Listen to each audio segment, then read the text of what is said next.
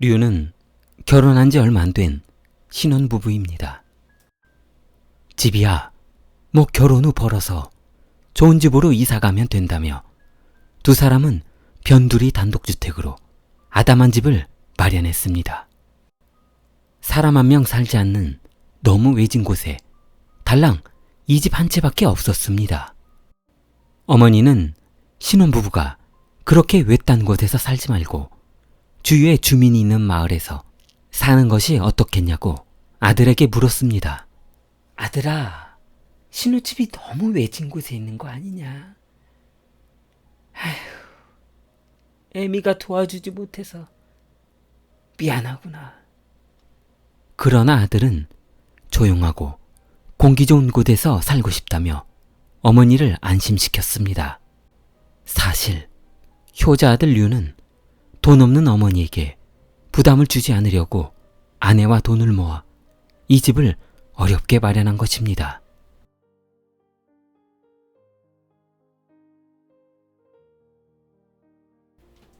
(5월 14일) 류는 인근에 살고 있는 어머니에게 전화했습니다. 어머니, 신혼집도 거의 다 정리가 돼서 자리를 잡았으니까 며느리하고 인사 한번 드리러 갈게요.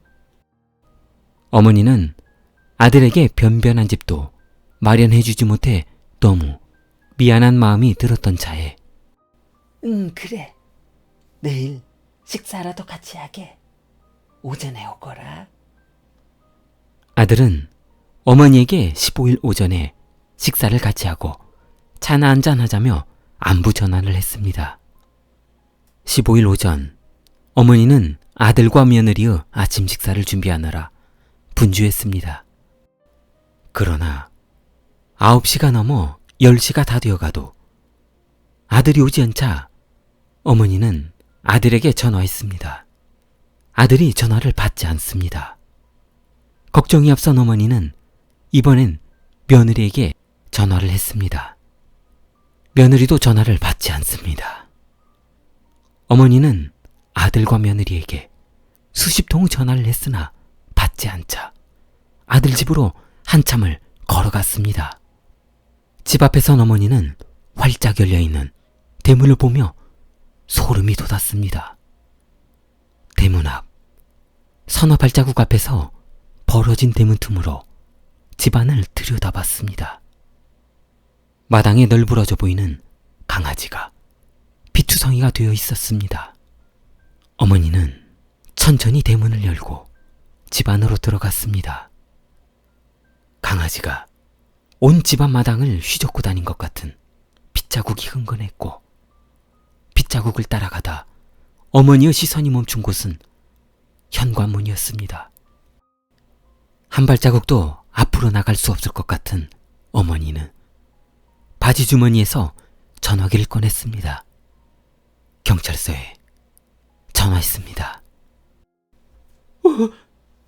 우리 아들하고 며느리가 연락이 안 돼서 그러는데요. 그리고 집 마당에 강아지를 잔인하게 죽여놨어요. 한번 와볼 수 있어요?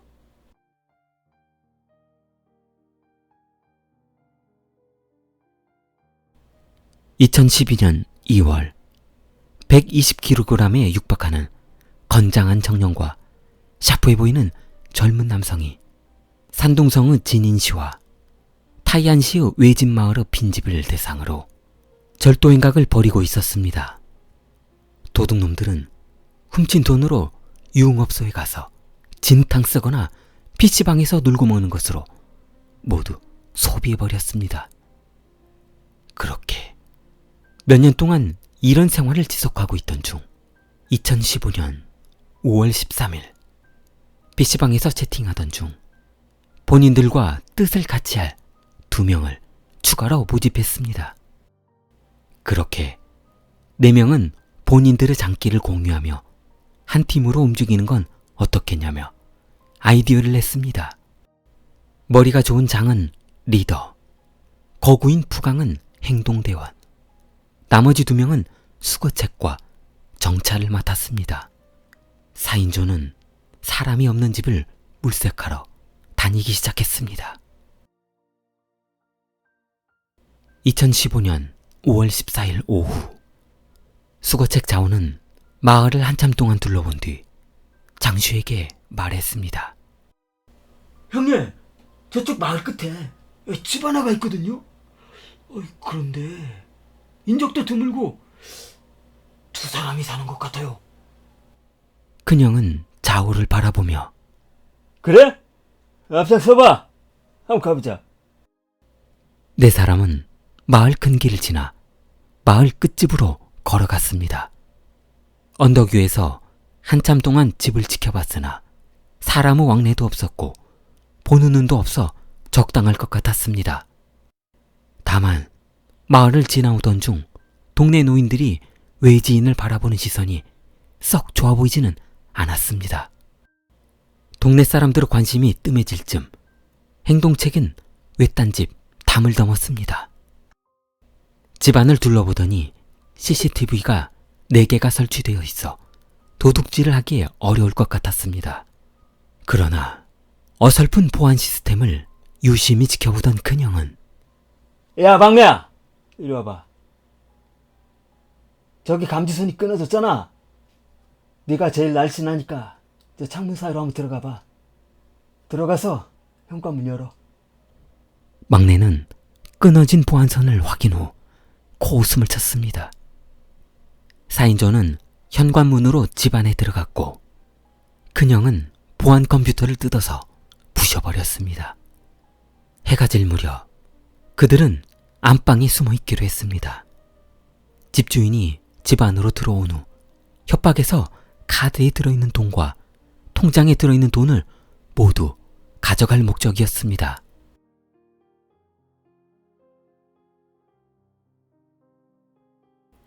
한참 계획을 세우고 있던 중 전기 오토바이가 집 앞에 멈춰서는 소리가 들렸습니다. 4인조는 안방에서 쥐죽은 듯 숨을 죽이고 있었습니다. 2명은 안방문 오른쪽과 왼쪽에 마주 섰고 2명은 침대 아래 숨었습니다. 현관문이 열리는 소리가 났습니다. 식품 공장에서 일하고 있는 신혼 부인 리홍이 일을 마치고 집으로 돌아왔습니다. 열쇠 꾸러미를 현관 입구에 던져두고 신발을 벗어 신발장에 구두를 올려놓으려는 순간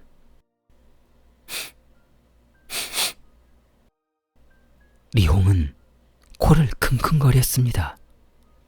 무슨 냄새지? 음식해 먹을 사람이 없을 텐데. 멈칫했던 신발장에 올려놓으려 했던 구두를 마저 집어 올리고 부엌으로 향했습니다.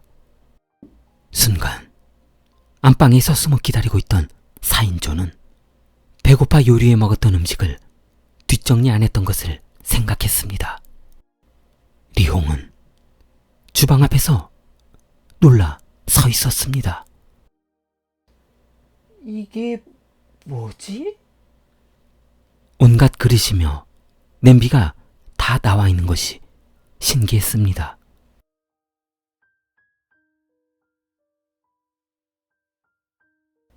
안방문을 박차고 큰형이 뛰쳐나왔습니다. 그러자 나머지 3명도 큰형을 뒤따라 안방에서 뛰쳐나왔습니다. 리홍은 소스라치게 놀랐습니다. 보안 잠금 장치를 해놓고 나갔다고 그렇게 생각했으니 집안에 사람이 있을 거라고는 상상도 못했습니다. 큰형은 리홍을 묶었습니다. 큰형 장슈에는 그녀 가방에서 카드를 집어들고 비밀번호를 물어봤습니다. 큰형은 막내를 불렀습니다. 막내야, 이리 와봐. 인출기에 가서 찾을 수 있을 만큼 다 찾아오고 오는 길에 문 열은 곳 있으면 돼지고기 한 서너 근 좀 사가지고 와. 막내는 의아해했습니다. 돼지고기요? 그걸 왜요? 큰형은 막내의 머리를 쓰다듬으며 왜긴 왜야. 수육에 술 한잔하고 가려고 그러는 거지. 일 끝나고 나면 갈증 날 텐데 시원하게 뭐 술 한잔. 그리고 수육 한 점은 해야지. 막내는 타고 왔던 자동차를 타고 멀리 떨어진 도시의 현금 인출기로 향했습니다. 그 사이 큰형은 신혼 부인 리홍을 안방으로 끌고 들어갔습니다. 잠시 뒤 주방에서 한참을 먹어대던 거구 푸강을 안방으로 불렀습니다. 부가 이리 와봐. 큰형은 푸강을 한쪽에 앉히라고 했습니다. 잠시 후 큰형은 안방에서 나왔습니다. 4인조가 정신없이 웃고 떠들고 있는 사이 남편 류는 현관문을 열고 들어왔습니다. 무슨 영문인지 몰랐던 류는 현관 입구에서 멈춰섰고 4인조는 현관 앞에 몸이 굳어있는 남편 류를 잡았습니다. 푸강은 남편 류를 밧줄로 묶었고 류를 거실 소파에 앉혀두었습니다. 잠시 후 큰형은 묶여있는 남편 류를 안방으로 끌고 들어갔습니다. 그리고 푸강도 류 부인이 있는 침대방으로 들어갔습니다. 남편 류는 고통스러워했습니다.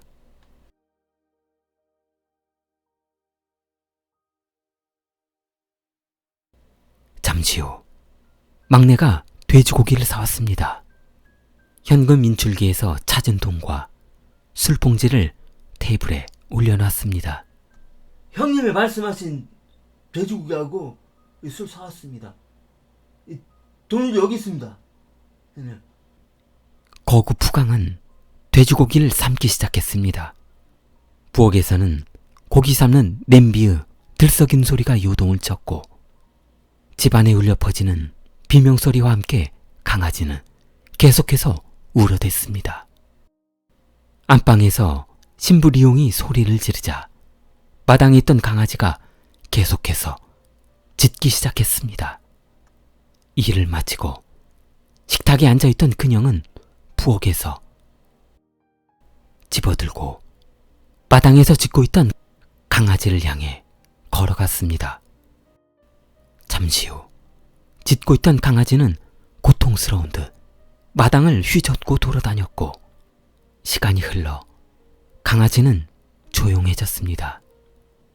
큰형 장슈에는 피범벅이 되어 들어왔습니다.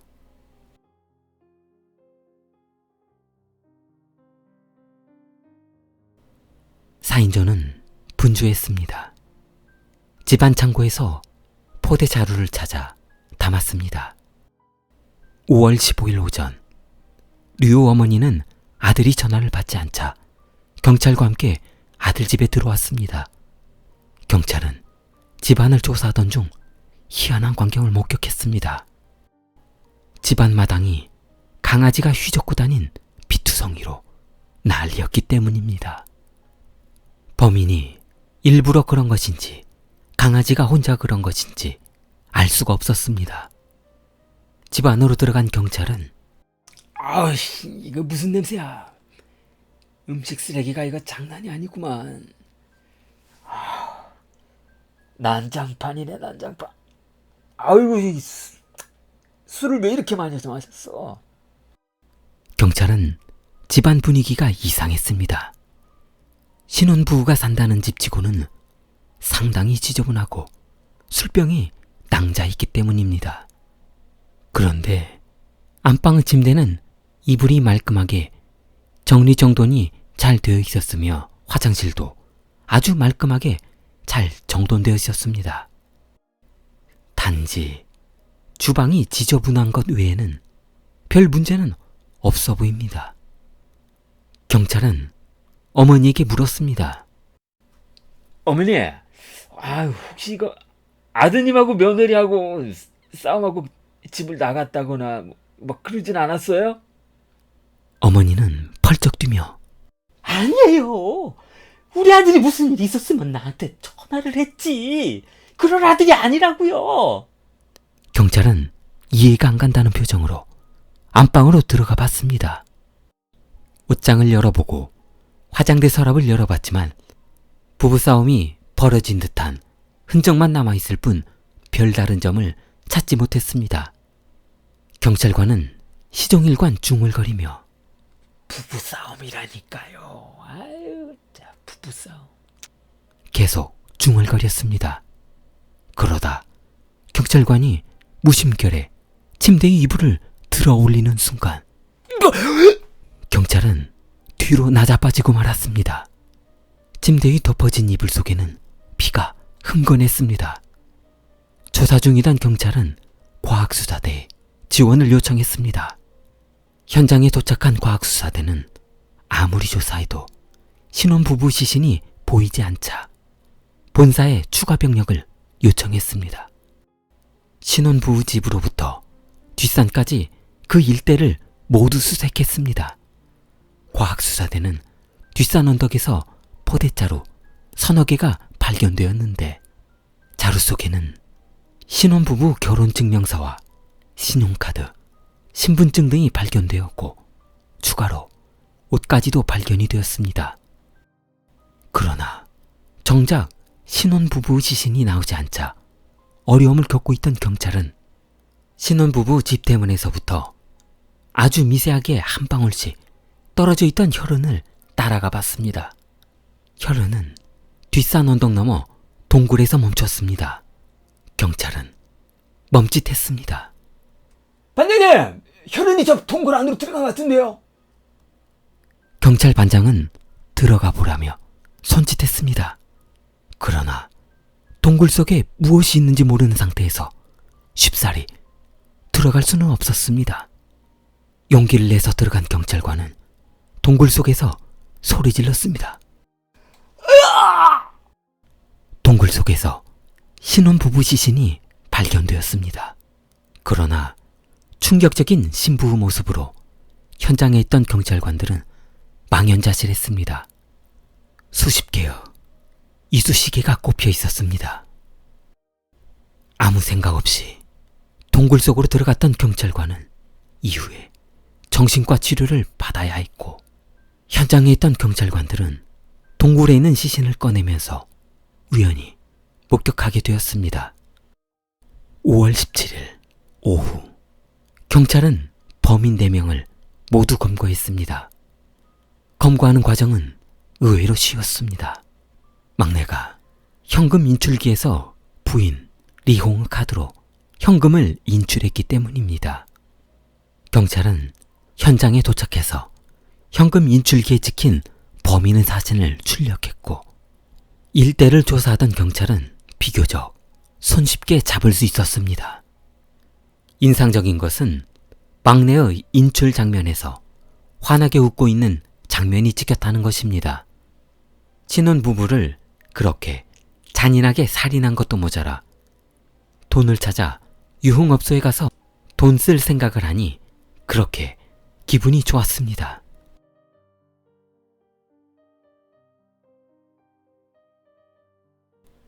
산동성 법원은 4인조 살인 강도를 신문하던 중 황당한 일을 겪게 되었습니다. 막내가 일어나 판사에게 말했습니다. 판사님, 내가 나이가 제일 어린데요. 이거 다 내가 했다고 하면 왜 형량 줄여주나요? 황당한 질문을 받은 판사는 판결했습니다. 큰형 장슈의 사형, 둘째 거구 푸강 사형, 셋째 사형, 그리고 막내는 종신형을 선고받았습니다. 형이 집행되고 5년 뒤 막내는 교도소에서 모범수로 선정되어 징역 22년으로 감형되었습니다. 3명은 사형이 집행되었고 막내는 현재 산동교도소에 수감 중입니다. 좋아요, 구독 부탁합니다. 킬리였습니다.